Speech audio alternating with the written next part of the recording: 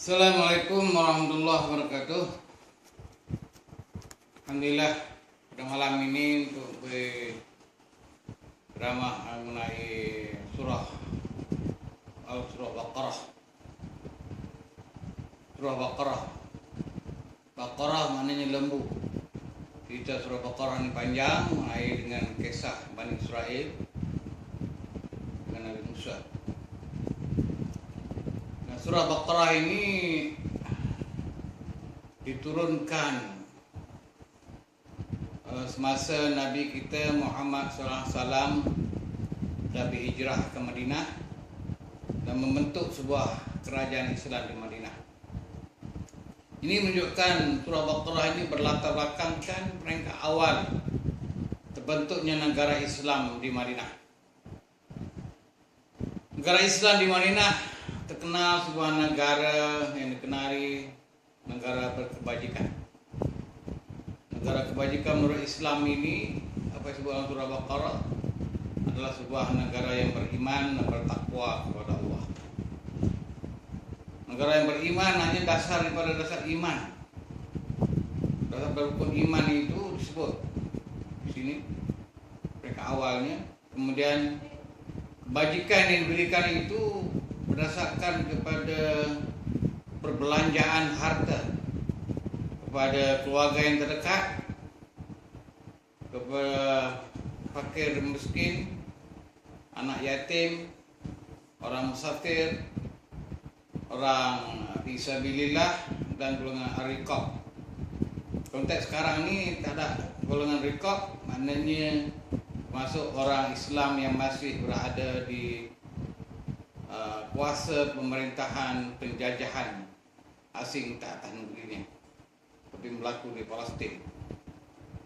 Setelah itu dalam surah Baqarah menyatakan kebajikan itu adalah termasuk soal perjanjian dilakukan harus tunai mengikut janji yang dijanjikan, dan orang Islam sedia menghadapi kesusahan dalam menghadapi permasalahan hidup, menghadapi peperangan atau dalam konteks dunia sekarang ini melalui pilihan raya. Mereka itulah dikatakan seorang yang bertakwa.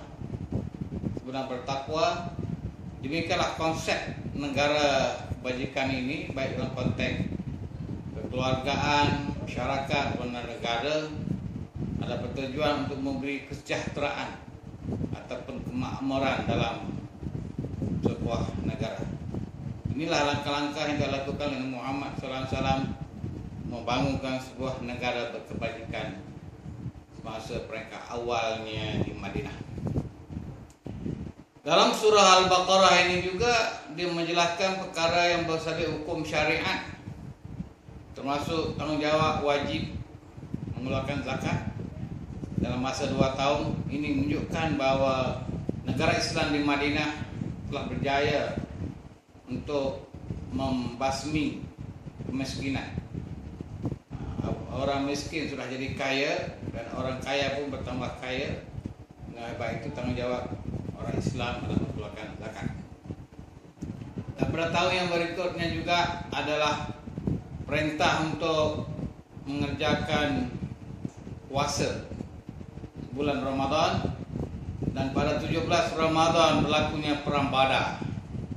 Dalam perang Badar ini walaupun orang Islam sikit, hanya 313 melawan golongan orang musyrikin 1000 lebih, tetapi berjaya untuk mengalahkan kumpulan yang besar.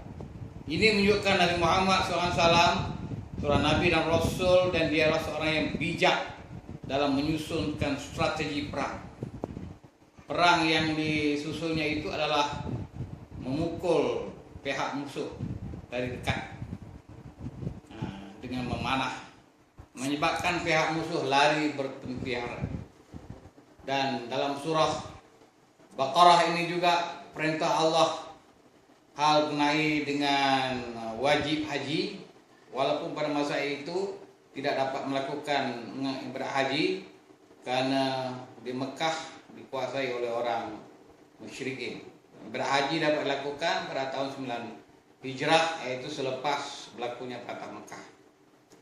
Dalam surah Baqarah ini juga perintah untuk mengenai hukum jinayah kisos dan juga hukum hududnya menyentuh dengan larangan untuk minum arak, dan juga terdapat perintah supaya wa halalullah wa halal bai' wa harramal riba, yaitu dihalalkan jual beli dan diharamkan riba. Sistem riba ini dapat dihapuskan pada tahun 2 Hijrah. Berjaya Nabi Muhammad SAW membangun suatu usaha perniagaan di market di Madinah, melawan cara jual beli yang berurusan secara riba yang dilakukan oleh orang-orang Yahudi. Inilah di antara kejayaan yang Nabi kita Muhammad SAW dalam membangunkan sebuah negara Islam di Madinah berdasarkan pada surah Al-Baqarah.